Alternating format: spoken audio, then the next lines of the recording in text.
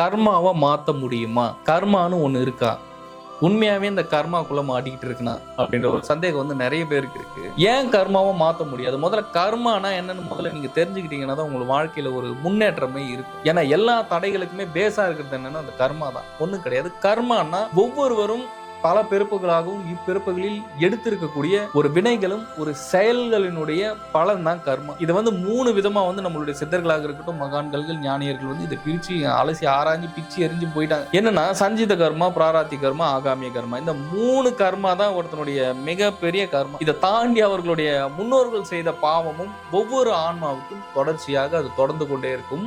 அது எப்படின்னா, ஒரு உடல்ல ஒரு ஆன்மா இருக்கு, இறந்துருச்சு, அந்த உடல்ல இருந்து வெளியே போயிருச்சு. ஆனா வெளியே போனதுக்கு அப்புறம் பாத்தீங்கன்னா இந்த உடலுக்கும் உங்களுடைய முன்னோர்களுக்கும் தொடர்பு இருக்கும். ஃபார் எக்ஸாம்பிள், இன்னைக்கு நீங்க இருக்கீங்க, உங்களுடைய குழந்தைகள் இருக்கலாம். இன்னைக்கு நீங்க இருக்கீங்க, உங்களுடைய தாய் தந்தையர்கள் இருக்கும். ஆனா உங்களுடைய தாய் தந்தையர்கள் அவர்களுடைய உடலில் இருக்கும்போது என்ன விதமான பலன்களும் என்ன விதமாதிரியான கர்மாக்கள் செஞ்சாலும் இது எல்லாமே அணுக்களாக இந்த உடலில் வந்து பதிய ஆரம்பிச்சு. இந்த பதிவுகளை இந்த பிண்டமாக இருக்கக்கூடிய இந்த சரீரம் எடுத்து அடுத்த உடலில் இந்த விந்தணுக்கள் மூலயமாக உற்பத்தியாகி வெளியில் இன்னொரு அவுட்டாக வரும்போது என்ன ஆகும்னா, இந்த கர்மா மொத்தம் அந்த உடல்ல இருந்து வெளியே வந்து செயல்பட ஆரம்பிச்சிருக்கு. இதுதான் கர்மா. இதுதான் உங்களுடைய முன்னோர்கள் கர்மா அப்படின்றது. அப்ப இந்த உடலில் முன்னோர்களுடைய கர்மா இருக்கும்பொழுது உடல் உபாதைகள் வந்து அதீதமாக இருக்கும். அதாவது பாத்தீங்கன்னா கண்ணு தெரியாம இருக்கிறது, காது கேட்காம இருக்கிறது, இந்த மாதிரியான ஒரு விஷயங்கள் எல்லாமே நடக்க ஆரம்பிக்கும். இது வள்ளுவராக இருக்கட்டும், ஔவையாராக இருக்கட்டும், சித்தர்களாக இருக்கட்டும், அனைவருமே இதை பத்தி நிறைய பாடல்கள்ல தெளிவா விளக்கி இருக்காங்க. பட் ஆனா ஒரு மனிதன் இப்போ நடைமுறையில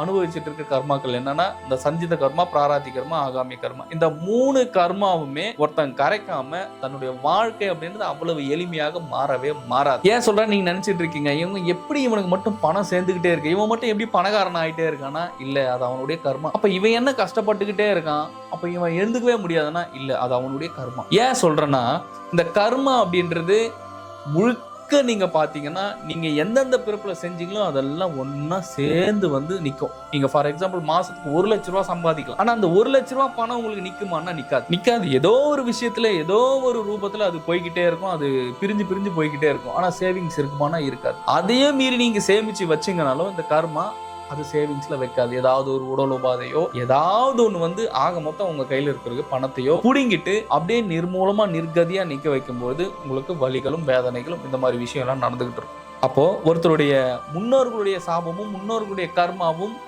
உடலில் செயல்படும் பொழுது முழுக்க அதை எப்படி அந்த இடத்துல ட்விஸ்டா விளையாடுதுன்றது நோட் பண்ணுங்க. அப்போ முன்னோர்களுடைய சாபம் உடல் ரீதியாக வாங்கும் பொழுது அப்போ ஒருவருடைய ஆன்மா எடுத்து வருகின்ற அந்த கர்மாவை இங்க செயல்படும் போது எப்படிலாம் இயங்குதுன்றதை பாருங்களேன். அப்ப இதெல்லாம் நடக்கும் பொழுது எப்படி வாழ்க்கை மாறும்? அப்புறம் எதுக்கு சொன்னாங்க சித்தர்கள் கர்மவினையை கழிக்கணும் அப்படின்னா பயிற்சிகள் ரொம்ப அவசியம். ஏன்னா யோக பயிற்சியும் பிறருக்கு தான தர்மமும் செய்யும்போது நல்லா புரிஞ்சுங்க. ஆனா ஒருத்தருக்கு தான தர்மம் பண்ணும்போது எனக்கு வந்து இந்த பலன் கிடைச்சிரும், எனக்கு காசு வந்துடும், எனக்கு பணம் வந்துடும், இதை நான் பண்ணாக்கா எனக்கு நல்லது சேரும் அப்படின்ற நோக்கத்தில் நீங்க தான தர்மம் பண்ணீங்கன்னா தயவு செய்து ஸ்டாப் பண்ணிருங்க. அதை பண்ணாதீங்க. அந்த நோக்கத்துல தயவு செய்து எந்த உயிர்களுக்குமே பண்ணாதீங்க. எப்போ பிற உயிர்களை நேசிச்சு நீங்க தர்மம் பண்றீங்களோ, பிற உயிர்கள் மேல உங்களுக்கு கருணை வருதோ, கருணை குணம் வருதோ, அப்படி நீங்க பண்ணும்போது உங்களுடைய குடும்பமாக இருக்கட்டும், உங்களுடைய வம்சமாக இருக்கட்டும் செழுமையாக இறைவன் வச்சுப்பாரு.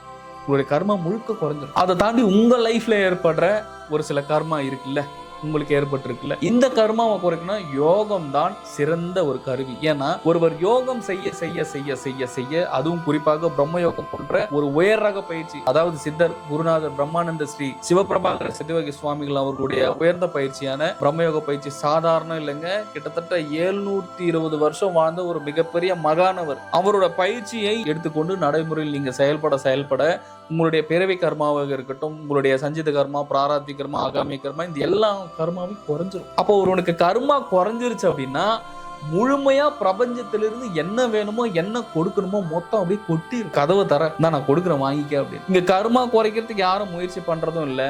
இன்னும் மேல பாவங்கள் சேர மனம் ஒரு குடியில் இருக்காது. மனம் எப்பயுமே அலைப்பாஞ்சுக்கிட்டே இருக்கும். இந்த உலகத்துல நீங்க யார் வேணாலும் சமாளிச்சிடலாம், ஏன் உங்க மனைவியை கூட சமாளிச்சிடலாம். ஆனா உங்களுடைய மனதை உங்களால சமாளிக்கவே முடியாது. அதே மாதிரி ஒரு மென்மையான ஒரு கருவிதான் மனம். மிகப்பெரிய டிசைன் இறைவனோட மிகப்பெரிய டிசைன் பண்ணும். சம அப்ப மனசு ஒரு நிலையில வரணும். மனசு ஒரு ஆழ்ந்த அமைதிக்கு நம்ம கொண்டு போகும்போது தானே நம்ம என்ன செய்யணும் அப்படின்ற ஒரு புதுவிதமான ஒரு எண்ண அலைவரிசைகளை பிரபஞ்சம் கொண்டு வரும். அதை கொண்டு வந்து கொடுக்கும். அப்ப ஏன் சித்தர்கள் எப்பவுமே பயிற்சியே பண்ணாங்க? சித்தர்கள் வந்து காசு பணம் கேட்டு பயிற்சி பண்ணலுங்க. நான் எடுத்து வந்த கர்ம வினைகளை எப்படியாச்சும் குறைச்சிட்டு இங்கிருந்து ஓடிடணும், ஜம்ப் ஆயிடணும். இங்க தயவு செஞ்சு இங்க இருக்கவே கூடாது. இங்க இருக்கிறத விட நான் போய் அருள் உலகத்துல இருந்துக்கிட்டு பொருள் உலகம் வேணுமா அருள் உலகம் வேணுமா, இது ரெண்டுமே யோக பயிற்சியில கொண்டு வந்துட முடியும். பொருளும் கொண்டு வந்துட முடியும், அருளும் கொண்டு வந்துட முடியும். எனக்கு அருளே போதுண்டா சாமி அப்படின்னு அவங்க அருளை நோக்கி போயிட்டாங்க சித்தர். ஆனா பொருள் உலகத்துல வாழும்போது ஒரு சில பேருக்கு வந்து மெட்டீரியல் லைஃப்ல பலவிதமான விஷயங்கள் வந்து இங்க நீங்க சந்திக்க வேண்டியது இருக்கும். அது குறிப்பா பாத்தீங்கன்னா இந்த மனசு சம்பந்தப்பட்டது, இந்த உடலை சம்பந்தப்பட்டது எல்லாமே பாத்தீங்கன்னா பொருள் உலகத்திலும் இந்த உலக பற்றுகளுக்குள்ளேயும் இருக்கக்கூடிய ஒரு விஷயம் தான். அப்ப இந்த ரெண்டு விஷயத்தையும் கடந்துரும் போது ஒருவன் ஆன்மா, ஆன்ம நிலை, சிவபெருமான் சிவநிலை, சித்த நிலை, பேரின்ப நிலை இப்படின்னு போகக்கூடிய வரிசை வந்து அது பெருசு. அது நேராக ஒருத்தரை அருள் உலகத்தை கொண்டு போயிடும். அருள் உலகம்னா என்ன? இறைவனுடைய பெருஞ்சோதி, அதாவது பிரைட். அப்போ மனம் எடுத்துக்கும் போது நீங்க ஒரு கருமையில இருப்பீங்க, ஒரு பிளாக்ல இருப்பீங்க, ஒரு பிளாக் ஜோன்ல இருப்பீங்க. இதுதான் வந்து கர்மா அப்படிங்கிறது. அப்ப இறைவனோட அருளும் பிரபஞ்சத்தினுடைய பெரும் சக்தியும் ஒவ்வொரு ஆன்மாவுக்கும் யோக பயிற்சியின் மூலமாக எடுக்கும்போது உங்களுடைய எண்ண அலைவரிசைகளாக இருக்கட்டும் மற்றும் அதை தாண்டி ஒரு பெரும் நிலையும் ஒரு பெரும் சக்தியுமே உங்களுடைய ஆன்மா விழிப்படைய வைக்கும் போது நீங்கள் எளிமையாக ஒவ்வொருவருமே ஒரு பேரின்ப நிலைக்கும் உங்கள் வாழ்வில் தேவையான அனைத்து விதமான விஷயங்களையுமே பிரபஞ்சம் கொடுத்துருங்க. சத்தியமா சொல்றேன், கொடுத்துரும். ஏன்னா பிரபஞ்சம் சாதாரணது கிடையாதுங்க. உங்களுக்கு என்ன கொடுக்கணும், என்ன கொடுக்க கூடாதுன்றத தெளிவா தெரியுங்க. நீங்க உங்களுடைய மனசை மாத்தாம இந்த மனசு ஏற்பட்டுக்கிட்டு இருக்க இந்த கர்மால சிக்கிக்கிட்டே இருக்கீங்கன்றதே தெரியாம விழிப்புணர்வு ஒரு அவேர்னஸே இல்லாம நீங்க இங்க பண்ணிக்கிட்டு இருக்கிறதுனாலதான் உங்களுக்கு மிகப்பெரிய பிரச்சனையே. ஏன்னா உங்களுடைய மனசு ஒரு இடத்துல நிக்குதா, ஒரு விஷயத்தை தொடர்ந்து செய்யுதா, ஒரே விஷயத்தை உங்களால சிந்திக்க முடியுதா? இங்க போனா பிரச்சனை, அங்க போனா பிரச்சனை, ஒரு நாள் நல்லா இருந்தா மறுநாள், இதுதான் கர்மாங்க. இந்த அலைகளுக்குள்ளார நீங்க ஒவ்வொருத்தரும் கனெக்ட் ஆகி இருக்கும் போதும் இந்த கர்மா கூடயே நீங்க டிராவல் பண்ணும் போதும் லைஃப் எப்படி உங்களுக்கு மாறும், எப்படி ஒரு மாற்றம் உண்டாகும். அப்ப கர்மா எந்த மாதிரி ஒவ்வொருத்தரையும் வச்சு செய்யுதுன்றத ஒவ்வொருத்தரும் நிதானமா நான் சொல்றதை நீங்க கவனிச்சீங்கன்னா உங்களுக்கு புரிந்து கொள்ளக்கூடிய இந்த அனுபவமும் பக்குவமும் ஒரு ஞான தெளிவும் இருந்துச்சுன்னா நான் சொல்ற விஷயம் உங்களுக்கு நல்லா புரியும். ஸோ இதுதான் ஒவ்வொருவருடைய மனசை வச்சு கர்மா விளையாண்டுட்டு இருக்கிறதுக்கான காரணம். ஆனா உங்களுக்குள்ளார இருக்க ஒளியை யாரும் முற்படுறதுல, ஒளியை அறிய யாரும் முற்படுறதே கிடையாது. எப்போ உங்களுக்குள்ளார இருக்கிற பெரும் மொழியான அந்த சிவத்தை, அருட்பெருஞ்சோதியை, உங்களுடைய ஆன்மாவை விழிப்படைய செய்ய வைக்கிறீர்களோ, எப்பொழுது அதை உணர்வுகளை தூண்டி விடுகிறீர்களோ, எப்போது உணர்வில் நீங்கள் பிரகாசிக்க ஆரம்பிக்கிறீர்களோ உங்களுடைய வாழ்க்கை எளிமையாக மாறும். அது வரைக்கும் இந்த கர்மா மொத்த நெகட்டிவும் அப்படியே உங்களுடைய மனசை அப்படியே மூடிக்கிட்டு அப்படியே இங்க தேவையில்லாத விஷயங்கள்ல உங்களை ஈடுபடுத்தி அது என்ன செய்ய வந்துச்சோ அதை செஞ்சுட்டு போயிடும். அப்போ ஒவ்வொருத்தருமே எந்த அளவுக்கு நீங்க யோக பயிற்சியாக இருக்கட்டும், ஒன்றும் கிடையாது, ஒரு நாளைக்கு ஒரு அரை மணி நேரம்